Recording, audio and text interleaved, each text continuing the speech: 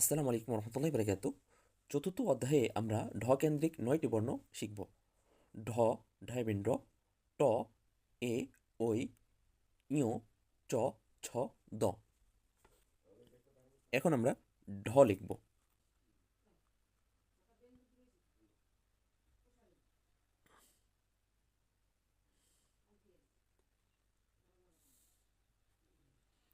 প্রথমে আমাদের মাত্রা দিতে হবে। দ্বিতীয়ত উল্টো একে যুক্ত করতে হবে এখানে। তৃতীয়ত এখানে কোনো প্রকার কানি হবে না। চতুর্থ আমরা এখান থেকে সরাসরি মাঝ বরাবর যাবে, মাঝে কোনো প্রকার গোল বৃত্তের মাঝে কোনো প্রকার ফাঁকা থাকবে না। এই চারটি বিষয় যদি আমরা লক্ষ্য রাখতে পারি তাহলে ঢ হয়ে যাবে ইনশাল্লাহ। নিচে যদি আমরা একটি ফোঁটা দিয়ে দেই তাহলে ঢয় বিন্দ্র হয়ে যাবে। ট,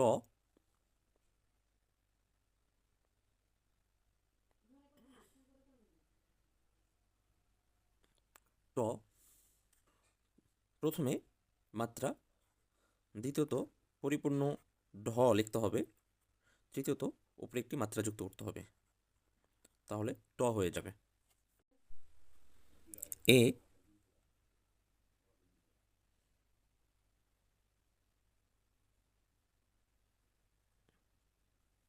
প্রথমে আমরা একটি নোক্তা দেব। এই নোক্তা বা ফোঁটার মাঝে কোনো প্রকার ফাঁকা রাখবো না। দ্বিতীয়ত আমরা এই নোক্তার বাম পাশ দিয়ে উপরের দিকে নিয়ে যাব।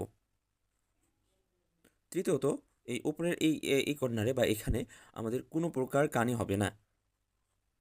চতুর্থ আমরা সরাসরি সোজা একটি দাগ দেব, একদম লাইন পর্যন্ত লেগে যাবে। পঞ্চম এখান থেকে জোরে টান দিতে হবে।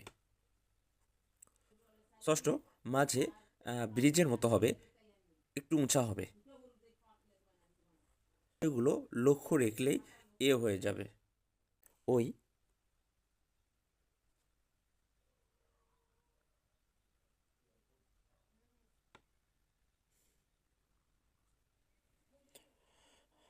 পুরোটা এর কাঠামো তৈরি করতে হবে, এরপরে মাঝ বরাবর এই চিহ্ন যুক্ত করতে হবে, তাহলে ওই হয়ে যাবে।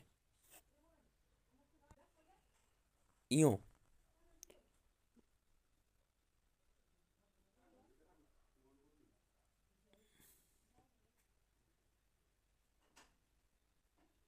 প্রথমে আমাদের এ লিখতে হবে, এরপরে দ্বিতীয়ত মাঝ বরাবর ইংরেজি 3 অথবা উর্দু 5-এর মতো যুক্ত করে দিতে হবে, তাহলেই ইও হয়ে যাবে। দ,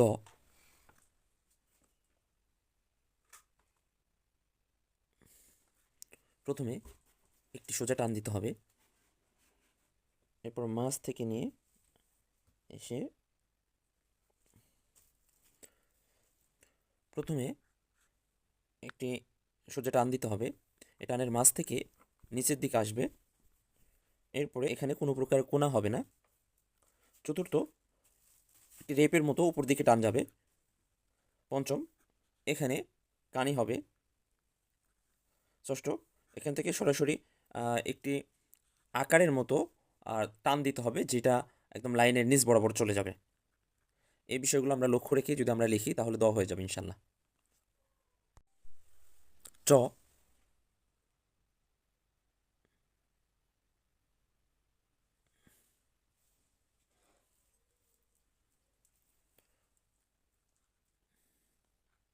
প্রথমে মাত্রা দিতে হবে, এরপরে মাত্রার মাঝ থেকে নিয়ে পুরোটাই ঢয়ের মতো হবে এ পর্যন্ত। তো ঢ যেহেতু আমরা এখান থেকে এ পর্যন্ত পুরোটাই ঢয়ের মতো হবে, ঢয়ের যেহেতু আমরা এখানে গোল মাথা দিয়ে দিতাম, তো সেখানে আমরা গোল মাথা না দিয়ে এখান থেকে একটু চ্যাপ্টা করে উপরের দাগের সঙ্গে সাইডের দাগের সঙ্গে এখান থেকে একটু চ্যাপ্টা করে সাইডের এই লম্বা টানের সঙ্গে যুক্ত হয়ে যাবে। এখানে কোনো প্রকার কানি হবে না। এই তিনটে বিষয় যদি আমরা লক্ষ্য রেখে লিখতে পারি তাহলে চ হয়ে যাবে। ছ,